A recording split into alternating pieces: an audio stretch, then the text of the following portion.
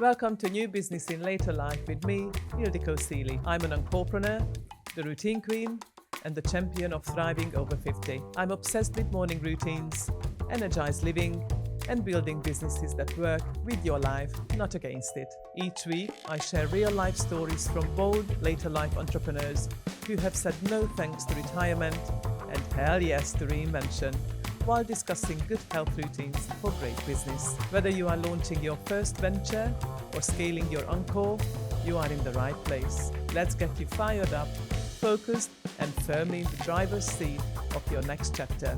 Let's dive in. Today's guest is Janice. She's a woman who's been quietly changing lives in classrooms, even the kind you might never expect. From teaching the older generation basic computing, helping asylum seekers learn English, to teaching English in a Romanian maximum security prison. Janice has a real life gift for making the complex feel possible. She's written books and journals, created courses, and she's now helping small business owners understand their numbers. That's all without the jargon and the stress. And she's got some great views on using AI in business. You are in for a treat. Let's hear it from Janice. Good morning, Janice. Welcome to the show. Thank you very much. Pleasure to be here. How are you this morning? Yeah, good. Looking forward to talking to you. Oh, fantastic. So let's jump straight into it. If you could let our listeners know, what is your newest business? Okay, so my newest business, which is still in the process of being formulated, is called Accounts Interpreter. That's really interesting. And I help small businesses understand their numbers. Okay. Because I've been in accounts and bookkeeping for many years. Longer than you care to remember? Yeah, longer than I care to remember. Not quite as long as the quill pen, but I did train manually. So I've got a really good foundation in understanding how it all works before we went computerized. Okay. How did you cope with changing to computerized accounts? Okay. I love learning. Okay, well. And I was fascinated when, computers became available for personal use. Yeah, I mean, accounting especially, I think that completely revolutionized it, didn't it? Yes, but it also caused a number of issues for clients. You wouldn't believe some of the stories. Well, people suddenly had to do their accounts properly. Yes. Well, not just that, but I can remember when I was working as a freelancer for some accountants and we switched, and people were beginning to use their computers. And so they would come in really proud of themselves. Oh, I've done it all on computer. And what it was a Word document. Oh, gosh. With a list of expenses that weren't even added up, but they'd done it on the computer. Yes, I can see the problem there because I'm fairly computer literate and did things which I'll sort of come in with. But yeah, I can see the problem for sure. To translate that from Word to Excel is probably about, if not harder than actually typing it up in Word. Yes, actually, and that's true. And then, of course, they moved to Excel. And then you find that they don't double check the columns. So they might add up them vertically, but they don't check them horizontally. Right, okay. So you've got differences. So it was quite a challenge. I remember doing my office procedure studies back in 1997, I think. And I picked up my office procedures book a little while ago, and I thought, oh my goodness, this is so incredibly out of date. Nothing is being done, well, not a lot is being done manual anymore.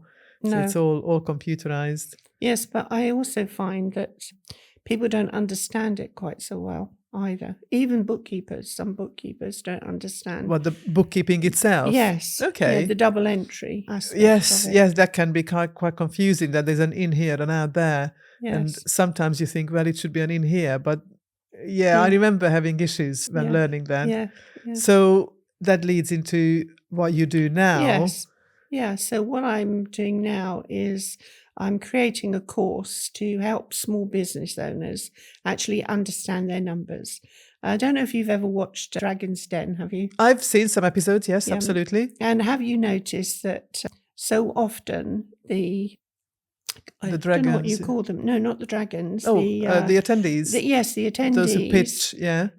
Don't know their numbers. No. And they may be asked, well, what was your gross profit? What was the percentage? What was your net profit? And they don't know the answer. But they're pitching for maybe, 50,000. Probably tens of thousands of pounds. Or something. What amazes me is that people who go on Dragon's Den, you would imagine that they've seen at least one episode. You would. And you would know exactly what kind of questions you will be asked. So you would prepare. But yeah, it is quite astonishing how people just don't. They think that the idea will sell the business. Yes. But I suppose it doesn't. Yeah. I'm just trying to think who said it just recently. But it might have been my husband's business mentor who said, if you don't know your business in numbers, you don't know your business. Yes. Yes, exactly. And that's where you come in, isn't it? That's where I come in, yes. So I am trying to demystify the accounting terms because like gross profit, net profit, balance sheet, what's that, profit and loss, etc. Although I think most people probably understand the concept of profit and loss, even if they don't know how. The concept, yeah. But as business owners, we really ought to be able to read a balance sheet, read and create a profit and loss account. Yes. So tell me a little bit more about this course then, please. So we're starting right from the beginning with bank transactions. Okay.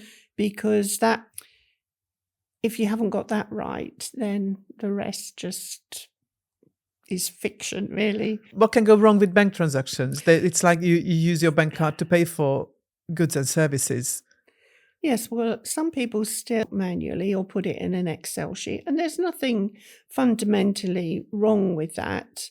But it's much more complicated to create a set of accounts from a spreadsheet than if you use an accounting app like QuickBooks or Xero, or there are several of them, Free Agent.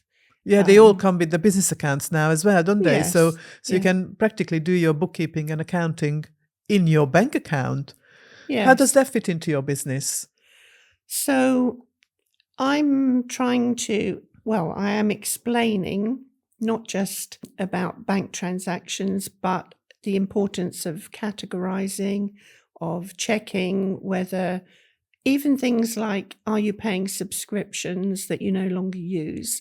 And that obviously is a way of saving money. Yes. So, part of the goal of the course is to not only demystify the numbers, but save money and look at ways of increasing their profit.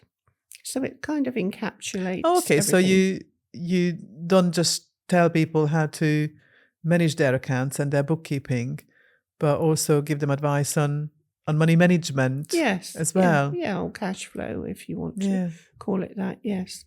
And also so that they, within a few weeks, have the confidence to be able to create their own reports. And of course, that is within the software, but you just need to know how to... Which buttons to press. Which buttons to press, and how to set it up, and also how to look for errors. Where things have been categorized in the wrong place. Oh yeah, I find that so time consuming, but it's kind of really interesting because, so I go into my bank account. So for one of our businesses, we bank with Anabank. And I actually really quite like Anabank for a whole bunch of reasons. One of the most outstanding ones is their customer service is fantastic. But as we already mentioned, Xero is incorporated with them. Yeah. So you can actually do at least some of your bookkeeping. Compared to some other bank accounts that I have for another business, with Anabank, it's particularly easy to categorize. It is very time consuming, I find, because it obviously doesn't know everything. But I do find that probably at least 50 to 70% of times it actually picks up the correct category. And then I just go through the rest of them, just check every one of them to make sure that the rest is fine. And then the download, which I suppose is the bit that assists you the most as the bookkeeper for somebody, the download is very helpful then to sort of interpret it in a spreadsheet. Yes, well, I don't tend to use spreadsheets at all. Okay. I just use the accounting app. But What happens if, because from my experience, on occasion, I try and put everything through my business bank account as it should be, but on occasion, I end up paying with a different method. Or like if I pay by PayPal, occasionally it picks up the wrong card because I've got all my cards in PayPal and so on. How do you then deal with those expenses? Well, you can put them through manually. Just key them in. Oh, into Xero? Yeah, or into any of Xero, these? QuickBooks, any of them. Yes. So as a bookkeeper, at what point does your support come in? Because I would think that from a business owner's point of view, I would want the bookkeeper to do all that work, not me. Yes. Obviously, it depends how much you want to pay, doesn't it? Well, I suppose, you either have time or money. Yeah, time or money, yeah. Absolutely. That is so true. Yeah. You either have time or money. Yes. Okay. But I think sometimes bookkeepers are undervalued, and people, business owners think of them as an expense, and sometimes an unnecessary expense. Oh, I could do it myself. My wife could do it. My cousin could do it. My, whoever could do it. Guilty. But then again, guilty and yes and no, because I have actually done bookkeeping and accountancy in the past, so I kind of know what to do. I do say kind of in speech marks because it was a long time ago, but yeah, we think that we are good with a spreadsheet and we can get on with it. But then once I got an accountant, oh my word, I realized how much I don't know. Yes, and also it does free up your time. So I think there's a balance, isn't it? How much time are you, as a business owner, are you spending struggling or even hating, doing your administration in the financial area against paying somebody to do it? Yeah. And that frees your time up to do what you love to do, which is your business. Yeah, I would actually challenge business owners whether they know how much their own hourly rate is. Yes. And how much a bookkeeper's hourly rate is. Yeah. Whether if they compared how much time they spend on things, what perhaps comes across as a mundane task. Yeah. And probably we would all be surprised how beneficial it actually is to have a bookkeeper. Well, even if you think of someone like a plumber, right? You think what their call-out charge is. Oh yeah, absolutely. Although obviously there's loads of overheads and things, but yeah. So their 1 hour maybe of their own call-out charge or their fee is far more than they would pay a bookkeeper. Yes. So if they literally waste their time struggling with the numbers, then rather get someone who can help. Yes. But I do think it's also really important that they understand the numbers. So they understand what is being allocated to the profit and loss account, and the importance of understanding the balance sheet, the assets versus the liabilities. I'm wondering how many people are trailing off at this point. Well, yes, that's the whole point of my course, really, is to explain those terms so that people understand them and also understand why they need to understand them. Yeah, but do you think that business owners instinctively know why? They just kind of put it off or struggle with it? Maybe. Some people just have a block, I just don't do numbers. Have you heard that one? Or maths? Probably. No, don't talk to me about maths. Yeah, but I'm a bit of a spreadsheet queen kind of thing. So I'm on the other side of the fence on that one. But tell me a little bit more about your course, because what I'm curious about is that if there's somebody who is not that good with numbers, not that good with spreadsheets, or even just managing their online bank account, how will they be able to interpret what you say in your training? Or is it face-to-face training? Is it online training? Well, it's online training, but as a bonus, I will offer 1-to-1 for 30 minutes to look specifically at somebody's business and see how we can enhance what they're doing and save them some time at that point and help them decide how they want to go forward with their business, because I think part of saving time these days is actually learning how to use apps. Absolutely, yes. When you think, that the bank transactions now can be linked to your accounting app, and it's just downloaded every day or even several times a day if you want to do that. So that manual side of it is actually not necessary anymore. That's actually really quite interesting what you point out there, because as I said already, I know like with Anna Bank, it's linked to Xero. We can check all the time. The reports are available.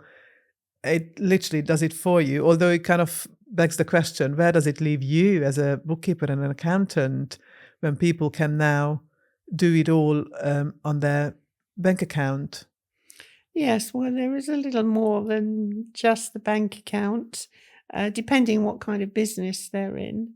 But I think bookkeepers can move more into consultancy in that they can help the business, I mentioned before, save money, look at the expenses, and also sometimes they don't claim for things that they're entitled to claim. That's such a good point. It's like there's a whole list of things that we never knew that were in existence. And it's only because we've got an accountant who then, when we meet up regularly to go through things, then points out, right, we're coming to year end. Would you like to utilize XYZ benefits? It's like, okay, we had no idea we had those available to us.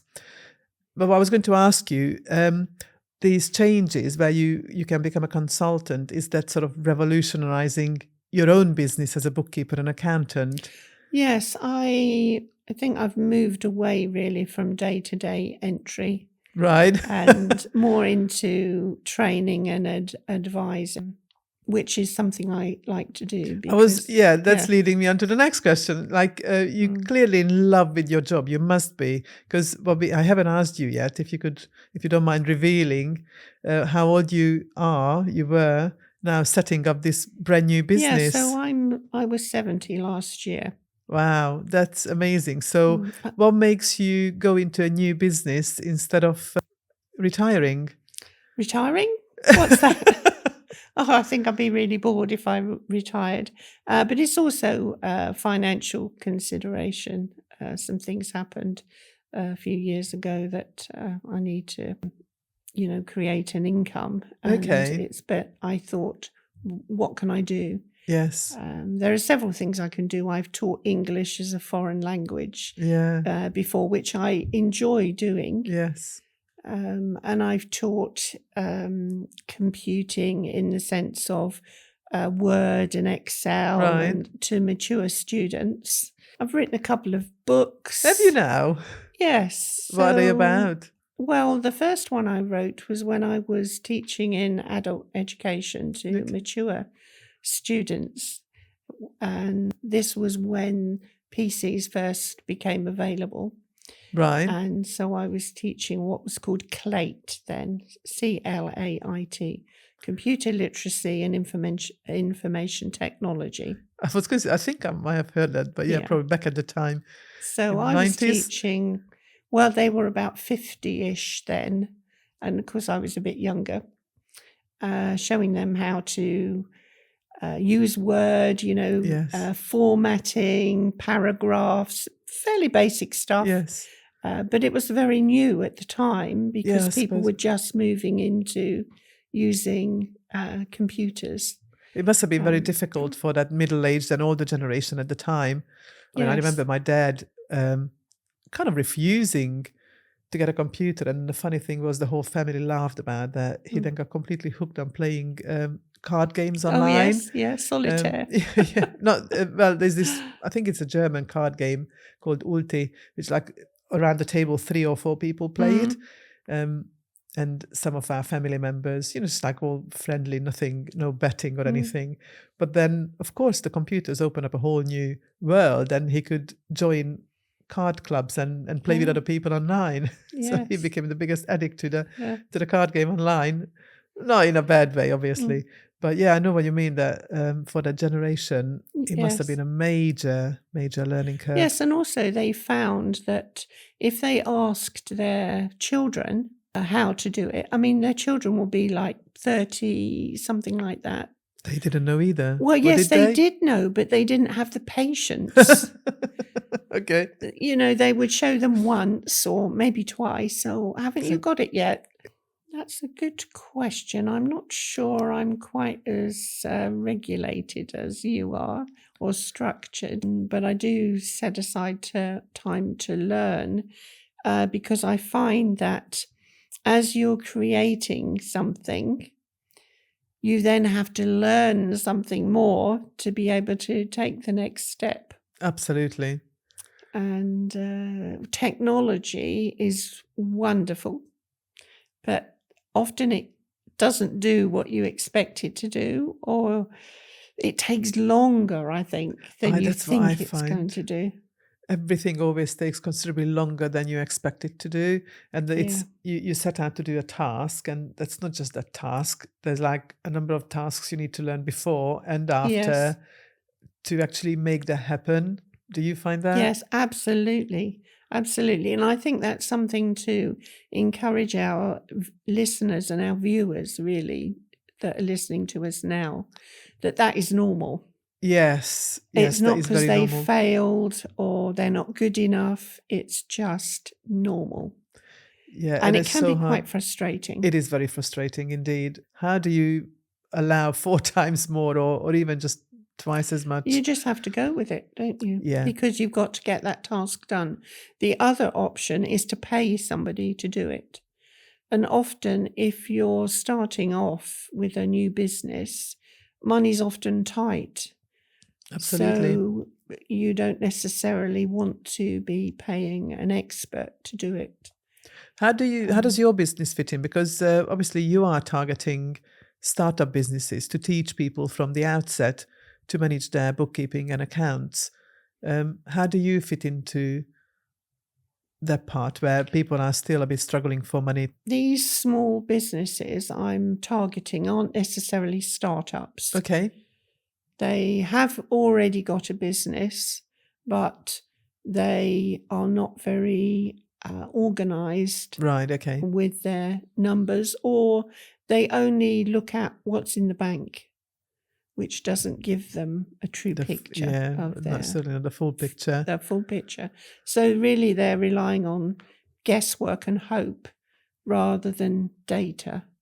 So part of the course is really to encourage them to learn those numbers, to know how to find them so that they can make decisions based on information and data rather than guesswork. Than just a bank balance and guesswork. Yeah. Yes, but I'm also looking to do a workshop Okay.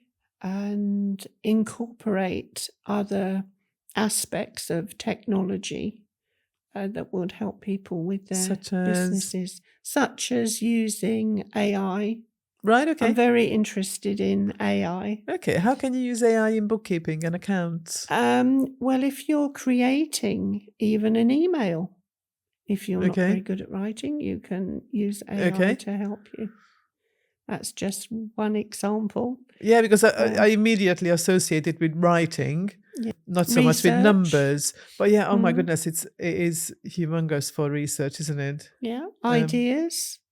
I think the more you learn to use, I use ChatGPT, and the more you use it, the more it understands you and you get a better output. Yeah, that's true. Do you subscribe to it now? Yes. Okay, It's I haven't not got to that stage expensive. yet. Oh, fair enough, yeah. It's about £17 a month? Okay. And as long as you use it. Yeah, true. And it pays off indeed, yes. For example, mine now knows that I drink decaf tea. Yeah, you can sort of set up your personality with it, can't you? But I find that I'm using 3 different ones for various different things, and they are each good for those things. So I haven't quite decided which one to sign up with because, as I say, I use them all. Yeah. So yeah, interesting. But it will become apparent, won't it, after a period of time, which one you favour? Well, the thing is, one of them is very good for research because it automatically references everything. And then, of course, one is good for conversing, getting ideas. And then the third one is, again, very good at finding results, but that doesn't do the referencing. So I kind of mix and match depending on what I want to do. And I also find that they are sort of keeping the history slightly differently. So I just need to learn a little bit more about that. But yeah, it's funny talking about money and, it's only this much a month. But then when you think about quite how many things you need to run your business, I mean, alongside how long things take, it's how much everything costs at startup stage. Everything is just this much, but then the 10 or 15 just this much adds up to absolutely hundreds of pounds a month. Yes. And when you're starting up and you're making little money from your sales, whether it's services or products, that is really quite difficult to decide where to put your money. I think also it's how much time can it save you? Yes, it's the value. By using AI, how much time can it save you? Bearing in mind then, if it's saving you time, you can then use that time to make money, to make do money. money-making tasks. Yes. Do you give your customers this kind of advice as well? Yes, we will. Like a kind of business strategist sort of advice? Yes, I've got a friend who, she also is over 65, and she's really good with chatbots and AI. Right. And we're working on doing a workshop together, incorporating both the financial side and then how to use AI and chatbots. That's fascinating. And I think your unique selling point is that here are two, if I may say, elderly ladies. We don't look that old. No, you don't. You don't at all. But and age is a number. Absolutely, age is a number. But 65 and 70. But you can easily go on for another 20 years, 30 even. But we are all living longer, aren't we? Yes. But anyhow, so I don't mean to be No, you're not. I wasn't offended rude or anything. But anyhow, so two silver surfers. Yes. Yeah, mature. I need to find out what the PC Seniors. description. I don't know. Something nice. Antiques? No, maybe not. Funny, I named the podcast New Business in Later Life, and people tell me I'm a baby at 50, now 51, which is true in a way. But as I say, I found myself closer to the end than the beginning, and that's it, really. Nothing more about it. But anyhow, so two mature ladies. Yes. She's a female friend. Yes, she's. I think you will definitely appeal to the older generation in business because the customers will feel that you speak their language. Yes. I think that is so important. Yeah. That's fantastic. And we're both interested in technology. Well, she used to work for IBM. Okay. So, in her blood then. Yes. Like the numbers are in yours. Yeah. That sounds like a really successful partnership. Yes. Well, we meet together once a week have a meal and chat about various things that we're doing in business and things that we've discovered and that kind of thing. There's your business routine where you have your little mastermind session with your friend. Yes. That sounds fantastic. So what sort of other intellectual health routines do you have? You mentioned learning. Do you have... Yes. No, I don't. I'm not really great on routines at the moment. But having said that, it was something that I've been considering, that particularly for health. Okay. Thinking that I really need to set aside some time to maybe go for a walk or something. Yeah, because my absolute strength at the moment for me to grow as a person and as a business is in my routine. So I look after my physical health, mental health, intellectual health and spiritual health in roughly equal measures. And since I've been doing that, then I built a fantastic morning routine. Or it can be done any time of the day, but for me, morning works. I've been excelling in myself tremendously. So like the intellectual routine is setting aside a training time, but I think your kind of little mastermind session with your friend is a fantastic intellectual health development routine. Do you do anything, any spiritual health routine? Well, I go to church. Yeah. I've been a Christian since I was a teenager. Right. Okay. So I'm, involved there. So read my Bible and pray. But other than, I don't know, I suppose I don't think of it as But a yeah, routine really. But it's funny, I isn't it? suppose You don't. is. But do you practice that every day? Yes. There you go. I consider that to be a very good spiritual health routine. Now, I'm kind of on the other side of the fence on this one. I'm a bit of an atheist. I believe in the stars and the universe. But I do think that praying and like the daily affirmations mantras are pretty much all manifestations, aren't they? We project a positive image to ourselves, whether we ask the universe to give it to us or God to give it to us. It's down to our own beliefs, but the concept of it, the spiritual health management is very much the same. Yes. So yeah. Yes, when you're talking about spiritual health, I think it involves things like, when things happen to us, to be able to let them go. Yes. Rather than hold on to them, and then it eats away at you, doesn't it? So spiritual health is a good thing. You find that praying helps you deal with issues. Yeah. I find that I don't know, probably about 14 years ago, something happened to me, work-related kind of thing. And that situation has really taught me that everything happens for a reason. Now, that I realized some years later, because that major break in my life then started a chain of events that led me down a path that I never thought I'm going to go down on. And I started doing things that I always wanted to do. And from that point onwards, I just genuinely believe that everything happens for a reason. It might take time for us to realize it. And since then, I think my spiritual health has improved greatly because I don't dwell on things. I don't dwell on negative things. Okay. So for you, similarly, the praying helps. Does exactly the same thing as the mantras for me. Yes. Cool. That's really important. But health, we were going to talk about health. Yes. I mean, it's something that I need to do something about. Right. Let's have a little conversation about that. So just very, very briefly, what sort of health issues would you like to overcome or what you struggle with? I've for many years anyway, had about is losing weight. And I'm sure there are hundreds and thousands of women in the same position. And I think maybe some of it is more hormonal than we think it is. Undoubtedly hormonal. I can definitely share with you my story because I used to be several stones heavier up till about 10 years ago. I was sort of a size 18, 20, 22, and I've been a size sort of 10, give or take a little bit, for about 10 years now. And when people ask, oh, how do you do it and how do you maintain it? My keyword is lifestyle change.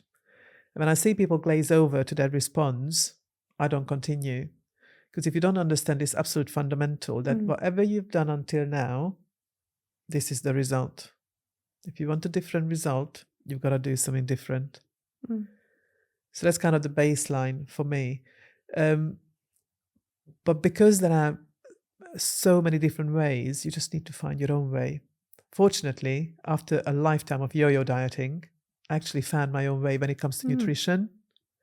And I follow my own little regime. And with that, I'm able to keep my weight off. Then there are other things, like this sort of links in with mental health, is how you talk to yourself. There are plenty of podcasts and recordings on YouTube and Spotify and all sorts of platforms, meditation practices that would help you what language you use. So an interesting thing I came across not long ago was the language that losing weight. What you're telling your subconscious is that when you lost something, you need to find it. So reorganize the language you tell yourself. That's interesting. It was really quite eye-opening for me. So don't use the language, I need to lose weight. start telling yourself that I'm healthy, then obviously the action is absolutely mandatory. Like you say, where do you start? Go for a walk. What can you manage? 5 minutes. That's fine. Just do something, whatever it is. This is what I teach people about in my routine club. Find little pockets of time, 5 minutes here and there in the day, where you can improve any or all of your health areas: physical health, mental health, intellectual health, spiritual health. So if you go for 5 minutes walk a day, amazing. Maybe 3-4 weeks later, you can make it to 7 minutes, 10 minutes, and so on. And just pay a little bit of attention to what you eat, what you drink. What tiny, minuscule changes can you make that will then compound into a great result? But in the meantime, what you sort of manifest to yourself and tell yourself is, I'm healthy. I'm looking after my health. I'm grateful for what I have, which is probably pretty much captures what you pray about in some ways. What do you think? I think also, isn't it easy to talk yourself out of doing something as well? Even if I find that for myself, I think, right, today I'm going to make sure that I go outside for at least 5 minutes, and then something happens and you think, oh, well, I'll do it tomorrow. And it's very easy. Yes. I think, I live on my own. And so I think it's very easy to talk yourself out of doing things as well as it is to talk I think yourself some into of it doing comes things. down to self-respect as well. So for a good 2 years in a period of my life, I was saying, I need to do some exercise. I need to introduce some exercise into my life. And it never happened until I did something radical. I wrote it down. Literally, it's almost like if you fill in your diary with appointments, fill in an appointment, go for a walk. And when it's in your diary and it's written down and you're giving yourself it as a task, perhaps, whatever suits you, obviously, then carry it out as if you were to make a phone call or as if you were dealing with a client. What do you think of that? Yeah, that sounds like a good idea. I shall try it. I shall hold you to it, Yes, since I meet you okay. every month. Okay, so let's set you a little challenge here. So when do you think you can fit in a 5-minute walk into your day? Well, I think probably lunchtime will be a good time to do it. Before lunch, after lunch? Probably before, I think. Okay. You said you... The only thing is my lunchtime varies. That doesn't matter. That doesn't matter. If you link it to your lunch, if you take lunch at 12 or 1 at 2, that doesn't matter. The main thing is when you get away from your desk to go and have your lunch, take a detour and go for a 5-minute walk. How is that? That sounds like a plan. There we go. Monday to Friday or 7 days a week? How far would you like to push yourself in the first I'll instance? probably go out more at the weekends. But I mean, as I said, because I work at home, I live alone. Sometimes I can be indoors for maybe 3 or 4 days. Yes, I know the feeling. I do the same. Well, I don't live alone, but I work at home. I have my own little office space. And I have to make the effort all the time to get myself away from the screen because I love working on the computer. Yes. So, okay, so is this your little challenge then? Yes. That okay. when you get up to have lunch, you go for a walk tell first. yourself, I'll take a detour and go for a walk first. That sounds good. And then you come back home and have lunch. Yes. Okay, well, I'm looking forward to hearing about your little challenge. Yeah, I think the other thing when you're working at home, do you find that although maybe you plan to stand up every hour or something, you get involved in whatever it is you're doing, and before you know where you are, it's 90 minutes or 2 hours, and you've just stayed still, which I know is not good for you. Indeed, super hard. I struggle with it every day. What I personally try and do is set the timer on my phone, and then after 50 minutes it beeps, because I have a Fitbit. And of course, this should remind me at 10 to the hour to go and move. And this would work if I remembered in the morning to take it off night mode. Because, of course, I put it on night mode so that in the middle of the night it doesn't wake me up when I move. But in the morning, do I remember to take it off? Never. So that bit doesn't work. which is a shame.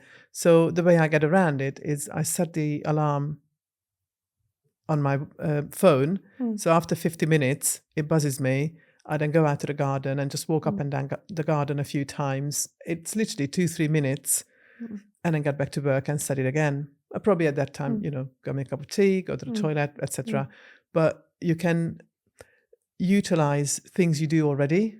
So when you get up to go to the loo, you can actually force yourself, I mean, it's for you, it's for your benefit to walk around, even if it's raining, just walk around inside the house. If it's not raining, then out in the garden or just out in the street, whatever environment you are in, for a couple of minutes, then go to the loo, then put the kettle on. Yes. You know what I mean? Yes. Do that little bit first, and then do what you were going to do anyway. And then you just, it's called habit stacking. There's a fantastic book called Atomic Habits. I don't know if you've heard about it. No. It tends to be the Bible of a lot of business people. And in Atomic Habits, there's a chapter about habit stacking. And this is kind of what I'm talking to you about, that when you get up to do something anyway, just add something to it. And then merge the two together, and then it just becomes second nature. It's like when you go to the loo, you put the kettle on, go to the loo. By the time you've come back, the water boiled, you make up your tea, you take it to your desk, sit down and carry on working. So what you can do now is stick the kettle on, but walk around for a few minutes. Just slot something in an existing habit. So how does that sound? That sounds like a good plan. How then would you deal with if you're in the middle of something at 50 minutes and you, as you know, if you stop something, when you go back to it, it takes you time to reconnect. So what would you do in that instance? Yes, indeed. I've had mentoring and we talked about these sort of things with my mentor. And I suppose we all deal differently with this. Theoretically, this is what people teach. Apparently, 90 minutes is the ultimate kind of focus time. And apparently that's very good to have like a proper focus session with no interruptions first thing in the morning to do your vital tasks. And then during the day, you can do all sorts of little bits and bobs where I suppose you can break your day up differently. It's down to the individual, down to the tasks you have to do. But the one thing I was told is that set the alarm for no longer than 90 minutes anyway. And whether or not you finish that task, stop after 90 minutes. Because apparently beyond that, your mind can't focus the same way anyway. And have a break anyhow. And maybe go and do something else for the next 50 minutes or 90 minutes. And then come back to the first task. I personally find that super hard to do. I tend to find myself down the route of what you explained, like when you do something, you just want to get to the end of it, and then before you realize it's 3 o'clock and you still haven't had lunch. So self-discipline. And it is hard, very hard.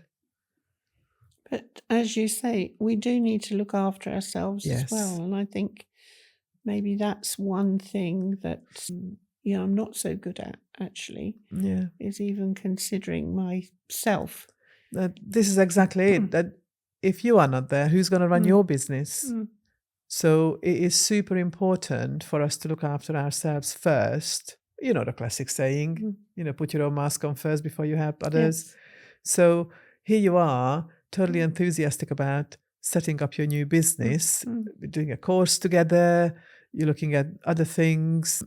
You're starting a number of new things, and it is incredibly inspiring. At the age of 70, that's just fantastic. It's like you're starting a whole new lease of life.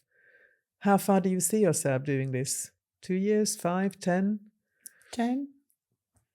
As long as I can, I think. Absolutely. So in order to be able to run your business successfully, you as a person need to be successful. So it is super important to look after every area of your health, isn't it?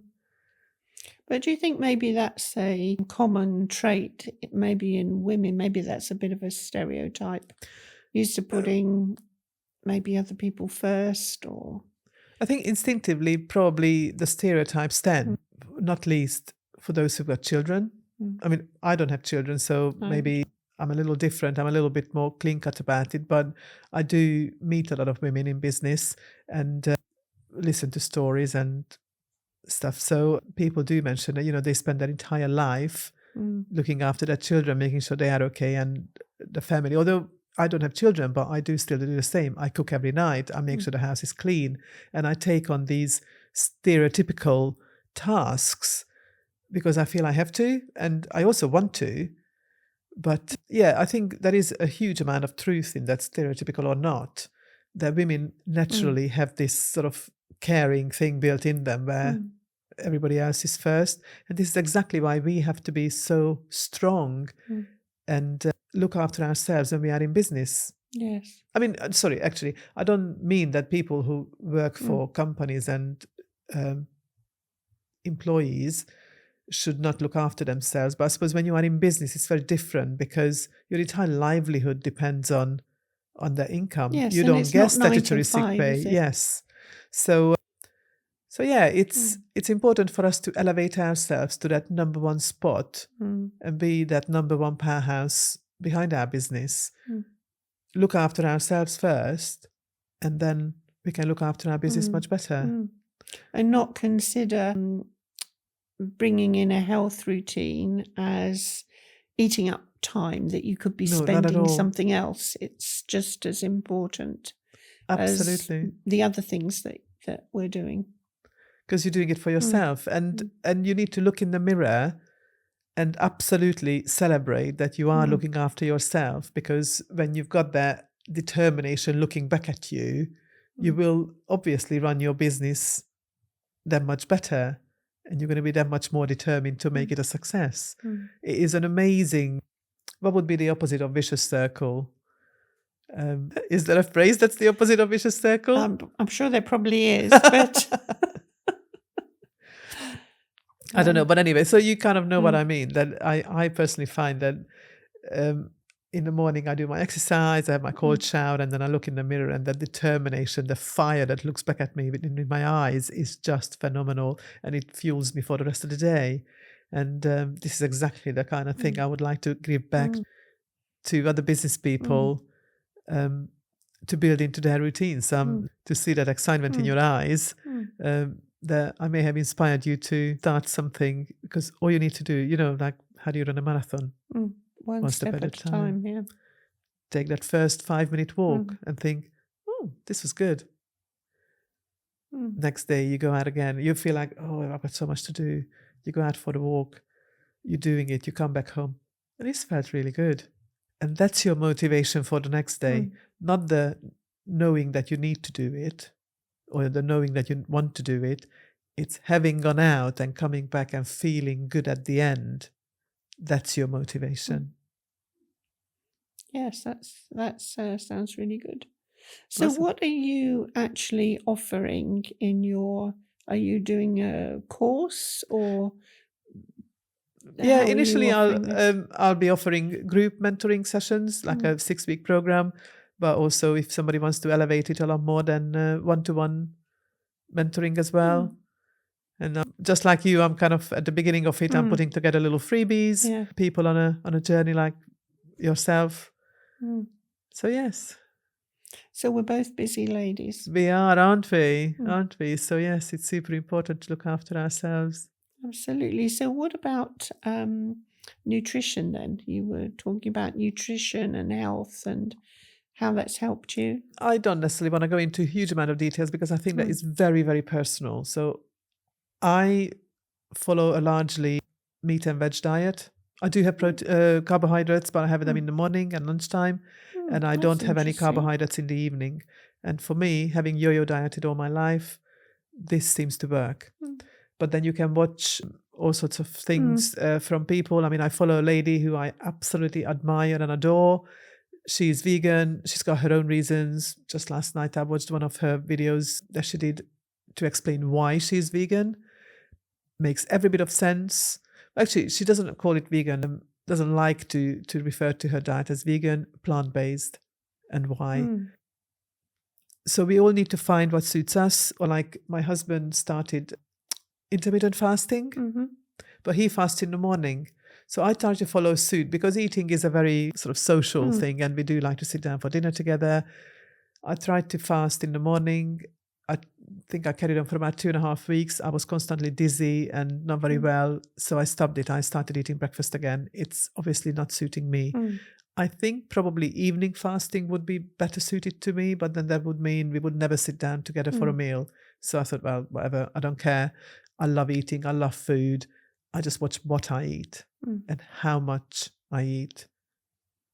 But you bring that into your routine, we're saying under health, for example. Yeah, so the physical health kind of captures movement and nutrition. Yeah, so each of these 4 areas capture numerous things. And, I meditate, you might be journaling, or like I do mantras and affirmations, you do praying, you know what I mean?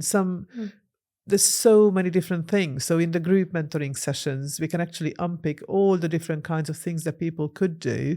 So then participants can take away those 1 or 2 things that they feel or have experienced that would suit them personally, because it certainly isn't one size fits all. No. That's absolutely 100% sure, because every one of us are different. And presumably too, you can try different things to find out what actually suits. You have to, absolutely. So can give yourself the freedom, or give myself the freedom to try different things. Experiment, Remember what I said earlier, just tiny little changes. And if you feel it works, then go with it. But then make it a lifestyle change, make it a forever thing, not a for 6 weeks I would eat this or not eat this. I mean, I think that's where we go wrong largely. You build in new habits into your life that you're going to then carry on every single day, and it will compound into good health. Like your 5-minute walks a day over the course of a year can have a tremendous positive effect on you in all sorts of ways. Cool. So how are you going to take that away into your business? Come on, let's go back to you. I've spoken quite a lot. How am I going to take it back to your business? Right. Well, it sounds like I need to be a little more organised, which sounds very funny when I'm, dealing with accounts and bookkeeping. Yeah, because that's exactly what you're going to be teaching people, to be organised with their numbers. It's not so much organised as to understand them. Yes, I think I don't know, I think I've always thought I like to go with the flow, so to speak. And that's good to some degree, but maybe maybe it's time to, be a little more structured. Do you read or listen to any sort of business development books or podcasts? Yes, I quite like listening to Jim Rohn, Rohn. Yeah. I find him very inspirational, and some of the one-liners he comes out with are just key, although I couldn't quote one right now. But I like listening to him. You're not a tree, move. So, if you don't like something, just get on with something else. But I listen to his books, and I love the ones that, like his lecture recordings, or a couple of books he recorded himself. I just wish I met him. Yeah, and I think, if we're training to be speakers, and he's just captivating, isn't he? I thought, if I could just, captivate an audience like that, that would be wonderful. Yeah. I don't know whether it's something that you have naturally, or whether it's something that you can actually learn. I'm pretty sure that you can learn anything and everything if you put your mind to it. And with my speaking, that I'm kind of at that sort of stage where I want to pick 1 or 2 people. And thank you for reminding me of Jim Rohn, because I do love him, and I do have a few of his books in my audio library. Is to listen to people, inspirational speakers, a little bit every single day. So that's a new habit I need to sort of fit into my day, even if it's just 5-10 minutes at some point. To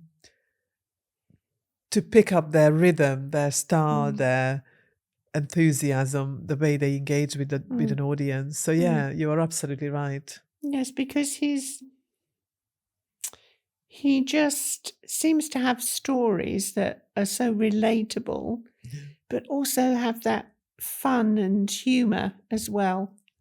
Maybe it's just the way he tells them. And perhaps Maybe. that's part of it, because Yeah, we've all got stories, haven't we? absolutely. I was going to say that I'm pretty sure you have life stories to tell. And as your confidence grows as a speaker over time, then the humor can seep in a lot more when you don't have to think about what you're going to say. You know exactly what you're going to say. Then your mind relaxes a bit more. So that's the way I'm seeing it. I'm looking forward to sharing stages with you. Yes. It's quite interesting to sit here, talk, and then find a number of similarities with like the teaching. We're both carrying long-term illnesses and trying to deal with that, and how to better our various routines, health or business. Yes.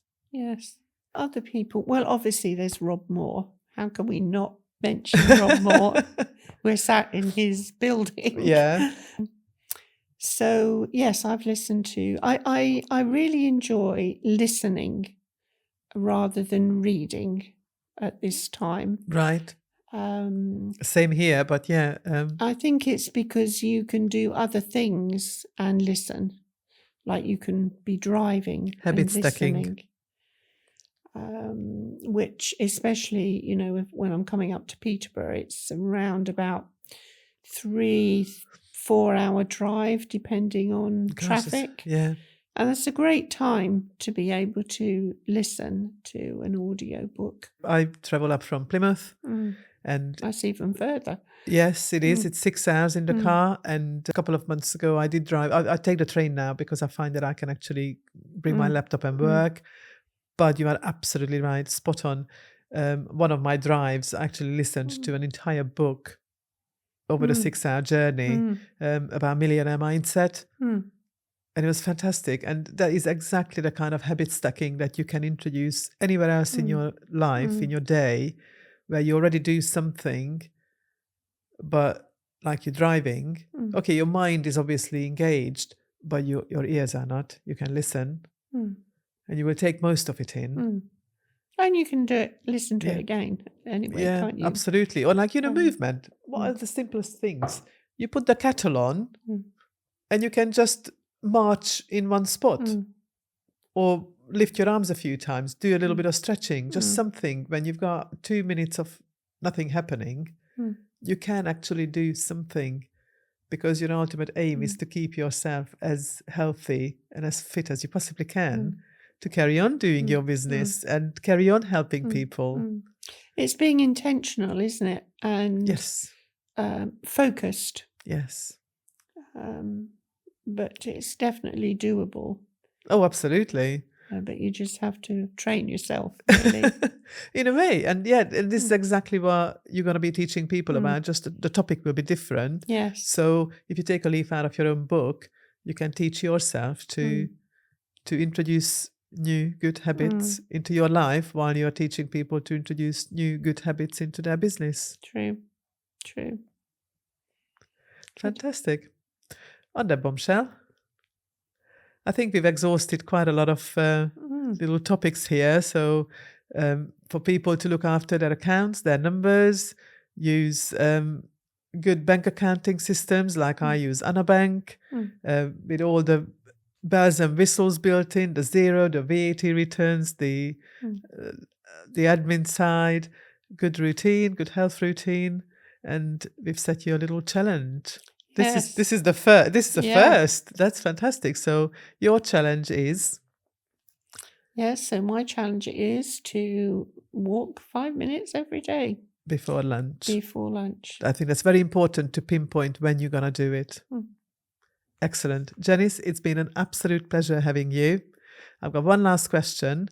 If you can think of anybody else who is in the same shoes as us, who started a new business in later life, would you be able to recommend them for the podcast to sit in the seat? Yes. Well, I think my friend would be a great person to interview. Excellent.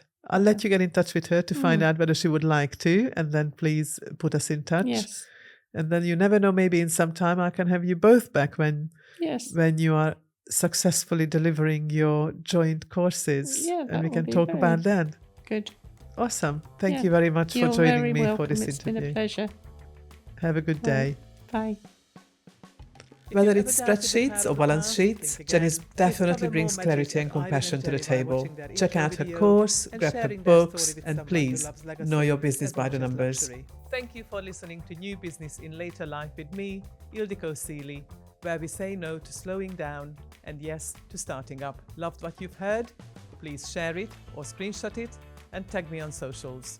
Let's show the world what thriving in later life really looks like and share with a friend who is ready for their next chapter. Please subscribe so you are always in the loop.